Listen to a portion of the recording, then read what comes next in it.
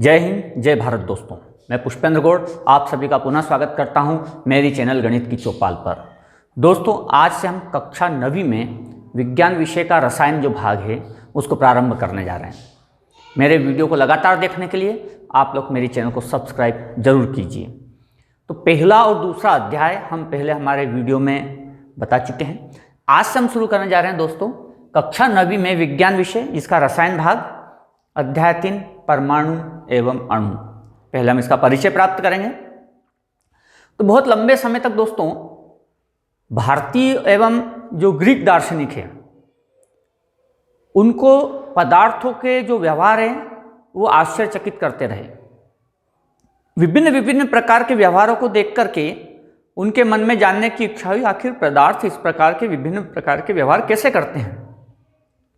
जब उन्होंने इसका अध्ययन किया तो लगभग 500 ईसा पूर्व भारतीय दार्शनिक कणाद ने पदार्थ के बारे में अपना मत व्यक्त किया। उन्होंने कहा कि अगर किसी पदार्थ को हम छोटे और छोटे भाग में विभाजित करते जाएं तो एक स्थिति ऐसी आएगी कि जब हम उस भाग को और अधिक विभाजित नहीं कर सकते, अर्थात वो सबसे छोटा भाग होगा और वह अविभाज्य होगा। इसको उन्होंने परमाणु कहा। इसके बाद एक और भारतीय दार्शनिक ने भी अपने मत व्यक्त किए, पकुधा कात्यायान।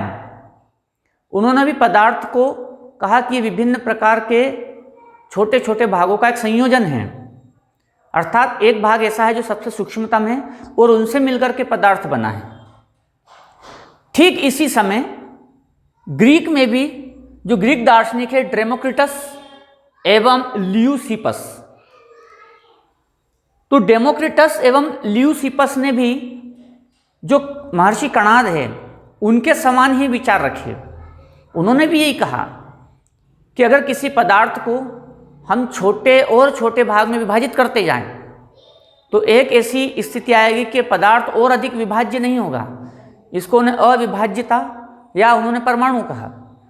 लेकिन दोस्तों ये सारे जो तथ्य थे ये प्रयोगों के आधार पर नहीं थे।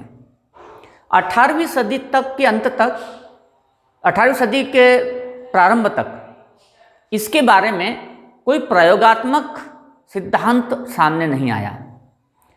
लेकिन इसके बाद दो वैज्ञानिक आंतवा एल लवाइजिए और इनके साथियों ने मिलकर के प्रयोगात्मक तरीके से दो महत्वपूर्ण सिद्धांत प्रतिस्थापित किए जिसके आधार पर हमें पदार्थ की संरचना के बारे में और उनके गुणों के बारे में जानकारी मिली, और वे थे रासायनिक संयोजन के नियम।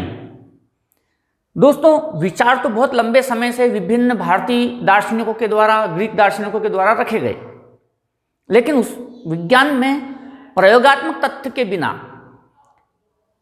उन विचारों की सत्यता के बारे में कुछ नहीं कहा जा सकता। इसलिए जब प्रयोगात्मक सिद्धांत को सिद्ध करके बताया गया तब जाकर के वे विज्ञान के एक भाग बन पाए, जिसमें आंतवा एल लवाइजिए का परमाणु एवं अणु के संबंध में दिए गए प्रयोगात्मक तथ्य बहुत महत्वपूर्ण स्थान रखते हैं। आइए उनको हम देखते हैं। तो दोस्तों 18वीं सदी के अंत तक वैज्ञानिक यह समझ पाए कि जो तत्व हैं एवं जो यौगिक है वो किस प्रकार से संयोजन करते हैं, किस प्रकार से पदार्थों का निर्माण करते हैं, और इसमें जो महत्वपूर्ण योगदान दिया वो दिया आंतवा एल लवाइजिए ने। आंतवा एल लवाइजिए ने तत्वों के रासायनिक अभिक्रिया के संबंध में दो महत्वपूर्ण नियम प्रतिस्थापित किए, जिसने परमाणु एवं अणुओं के गुणों को समझने में बहुत ज़्यादा महत्वपूर्ण योगदान दिया। पदार्थों को समझने में भी इसका बहुत महत्वपूर्ण योगदान रहा, जिसमें सबसे पहला उन्होंने नियम दिया द्रव्यमान संरक्षण का नियम। तो द्रव्यमान संरक्षण का नियम यह है दोस्तों, ये बहुत महत्वपूर्ण नियम है, ये बहुत जगह काम में आएगा आपको, कि रासायनिक अभिक्रिया के दौरान किसी भी पदार्थ का द्रव्यमान में कोई परिवर्तन नहीं होता है।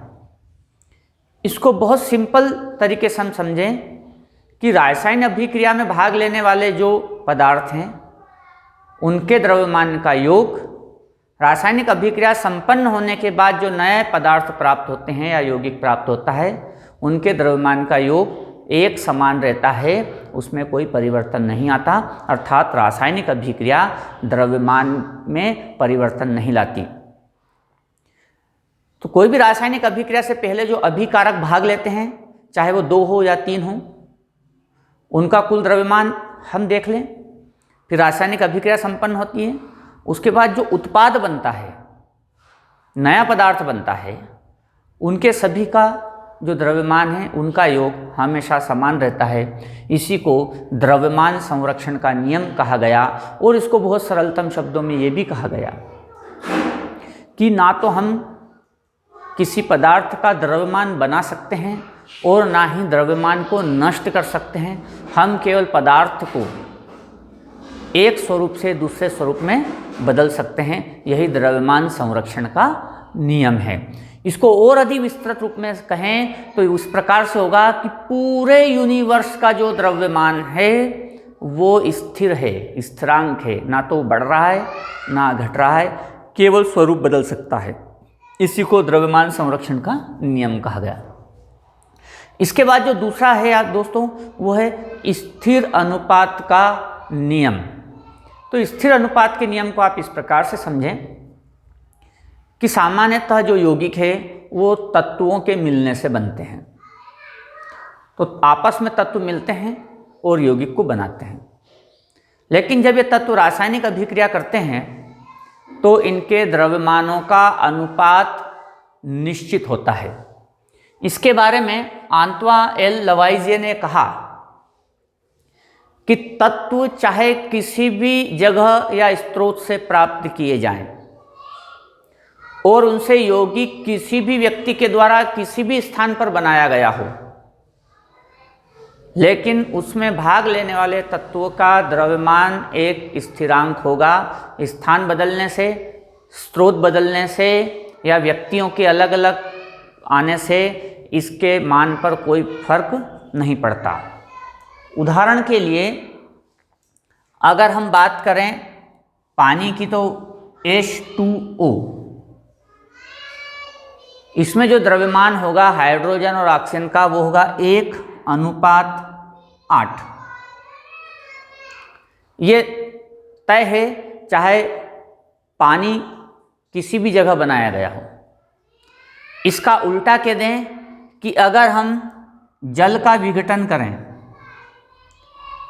अगर आपने 9 ग्राम जल लिया है और अगर हम इसका विघटन करें तो हमें 1 ग्राम हाइड्रोजन मिलेगी और 8 ग्राम हमें ऑक्सीजन मिलेगी।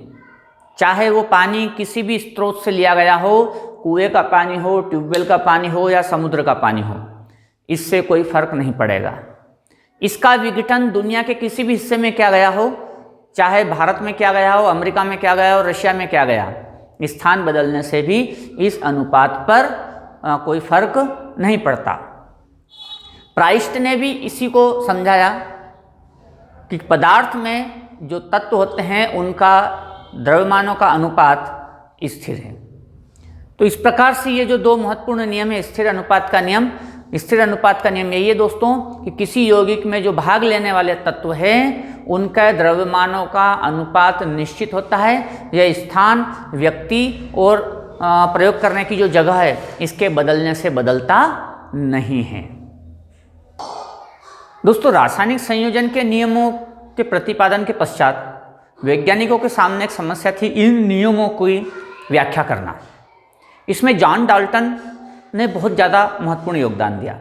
अभी तक ये नियम दार्शनिकता के नाम पर जाने जाते थे, लेकिन जॉन डाल्टन ने इन अविभाज्यता के नियम की बहुत तर्कसंगतपूर्ण व्याख्या की। उन्होंने यहाँ पर भी अविभाज्यता के नियम में जो सबसे सूक्ष्म भाग है, अविभाज्य भाग है, उसको उन्होंने भी परमाणु नाम ही दिया। और जॉन डाल्टन ने यह कहा कि चाहे पदार्थ तत्व हो, यौगिक हो, मिश्रण हो, किसी भी स्वरूप में हो, वो इन नियमों के आधार पर उसकी व्याख्या की जा सकती है। तो जॉन डाल्टन ने परमाणु के जो विभाज्यता के नियम के आधार पर जो अपना सिद्धांत प्रतिपादित किया, जो पदार्थ के संबंध में सभी चीज़ों की व्याख्या करने में महत्वपूर्ण योगदान देता है, वो इस प्रकार है। तो जॉन डाल्टन ने अपने परमाणु सिद्धांत में सबसे पहला नियम दिया, सभी द्रव्य परमाणुओं से निर्मित है। तो अर्थात पदार्थ या द्रव्य जिसे हम कहते हैं, पदार्थ और द्रव्य किससे कहते हैं हम इसको पहले अध्याय में पढ़ चुके हैं, वे सभी परमाणुओं से निर्मित हैं। परमाणु अविभाज्य सूक्ष्मतम कण होते हैं। परमाणु वे हैं जिनको अब और विभाजित नहीं किया जा सकता, ये अविभाज्य हैं। तो परमाणु अविभाज्य सूक्ष्मतम कण हैं जो रासायनिक अभिक्रिया में ना तो सृजित होते हैं और ना ही उनका विनाश होता है। दोस्तों यही द्रव्यमान संरक्षण के नियम को स्पष्ट करता है कि परमाणु को ना तो आप सृजन कर सकते हैं और ना ही विनाश कर सकते हैं। अर्थात जो हमने कहा था कि पूरे यूनिवर्स का जो द्रव्यमान है वो निश्चित है, क्योंकि हम ना तो परमाणु को किसी रासायनिक अभिक्रिया से बना सकते हैं और ना ही नष्ट कर सकते हैं। तो ये वाला जो नियम है, जो परमाणु के द्रव्यमान संरक्षण के नियम से हमने जो पढ़ा था, उसको स्पष्ट करता है। तीसरा नियम दिया था उसने, दिए गए तत्व के सभी परमाणुओं का द्रव्यमान एवं रासायनिक गुणधर्म समान होता है। मान लो आपको कोई तत्व दिया गया है, उदाहरण के लिए तांबा, कॉपर, कितना भी कॉपर हो, चाहे वो 10 कुंटल हो, 20 कुंटल हो, उसके एक एक परमाणु का द्रव्यमान भी समान होगा और उनके रासायनिक गुण भी समान होंगे। चाहे ये कॉपर या तांबा किसी भी स्रोत से लिया गया हो, किसी भी देश से लिया गया हो, किसी भी स्थान से लिया गया हो, उनका द्रव्यमान समान होगा और रासायनिक गुण भी समान होंगे। लेकिन अगर तत्व बदल जाता है, तो दो अलग अलग तत्व अगर हैं तो दोनों के परमाणुओं का द्रव्यमान अलग अलग होगा और दोनों के परमाणुओं के रासायनिक गुणधर्म भी भिन्न भिन्न होंगे। तो जो चौथा नियम है वो यही है कि भिन्न भिन्न तत्वों के परमाणुओं के द्रव्यमान एवं रासायनिक गुणधर्म भिन्न भिन्न होते हैं।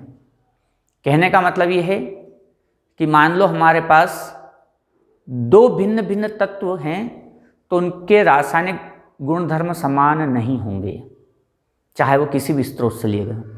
मान लिया आपके पास एक कॉपर है, तांबा है और दूसरा कोई अन्य तत्व है कॉपर को छोड़कर, तो उनके परमाणुओं के द्रव्यमान भी समान नहीं होंगे और उनके रासायनिक गुणधर्म भी समान नहीं होंगे, वो भिन्न भिन्न होंगे। अगला जो नियम है दोस्तों डाल्टन का, वो है भिन्न भिन्न तत्वों के परमाणु परस्पर छोटी पूर्ण संख्या, यहां पर छोटी पूर्ण संख्या के अनुपात में संयोग कर यौगिक निर्मित करते हैं। हम छोटी पूर्ण संख्या पर या तो कभी ध्यान नहीं देते या ध्यान देते भी हैं तो उसको समझने की कोशिश नहीं करते हैं। तो भिन्न भिन्न तत्वों के परमाणु, मान लिया कि दो तत्व हैं हाइड्रोजन और ऑक्सीजन, परस्पर छोटी पूर्ण संख्या के अनुपात में, पूर्ण संख्या के अनुपात में 2:1 संयोग कर यौगिक निर्मित करते हैं। अब मैं मान लो इसको लिखता हूं H4O2, तो देखा जाए तो अनुपात ये भी 2:1 है और ये भी 2:1 है। परमाणु की संख्या का अनुपात की बात कर रहा हूं मैं यहां पर, 2:1। भिन्न भिन्न तत्वों के परमाणु परस्पर, तो यहां पर 2 हाइड्रोजन के और 1, तो ये 2:1 है। ये 4:2 भी वास्तव में 2:1 है। आप इसको ऐसे भी लिख सकते हैं, तो 8:4 भी वास्तव में 2:1 है। तो क्या ये तीनों सही है? इसलिए उसे लिखना छोटी पूर्ण संख्या के अनुपात में। तो इनमें जो छोटी पूर्ण संख्या का अनुपात ये है। फिर पूर्ण संख्या मतलब आधा परमाणु 1/2, 3/2 ऐसे परमाणु भाग नहीं लेते। तो इस प्रकार से इस चौथे नियम को भिन्न भिन्न तत्वों के परमाणु परस्पर छोटी पूर्ण संख्या के अनुपात में संयोग कर यौगिक निर्मित करते हैं, जैसे कि NaCl, सोडियम क्लोराइड, 1:1 है यहाँ पर। अब Na2Cl2 भी लिखेंगे तब भी 1:1 है, क्योंकि 2:2 भी वास्तव में 1:1 ही है। लेकिन ऐसे नहीं, हम छोटी जो संख्या है उसी के अनुपात में इनको लिखते हैं। इसके बाद जो हमारा अगला नियम है, किसी भी यौगिक में परमाणुओं की संख्या एवं प्रकार निश्चित होते हैं। किसी भी यौगिक में परमाणुओं की संख्या एवं प्रकार निश्चित होते हैं। तो कोई भी यौगिक हो, चाहे वो ये हो, इसमें परमाणुओं का प्रकार, ऐसा नहीं है कि सोडियम क्लोराइड किसी एक बार बनाया तब उसका परमाणु की संख्या बदल गई और 2 दिन बाद बनाया तो उसमें परमाणु की संख्या और प्रकार बदल गया। नहीं, अगर सोडियम क्लोराइड में सोडियम और क्लोरीन के अगर परमाणु भाग ले रहे हैं तो उनकी संख्या एवं प्रकार हमेशा निश्चित रहेगा, ये बदलता नहीं है समय के साथ और स्थान के साथ। इस प्रकार से डाल्टन ने पदार्थों के संबंध में बहुत महत्वपूर्ण सिद्धांत प्रतिपादित किया, जिससे हम पदार्थ की प्रकृति के बारे में बहुत अच्छी से समझ पाए। तो दोस्तों, हमारा जो अध्याय आज से प्रारंभ हुआ है, आप लगातार मेरे वीडियो देखते रहिए। अगला जो विषय वस्तु है हम अगले वीडियो में लेकर के आएंगे। तब तक के लिए जय हिंद, जय भारत।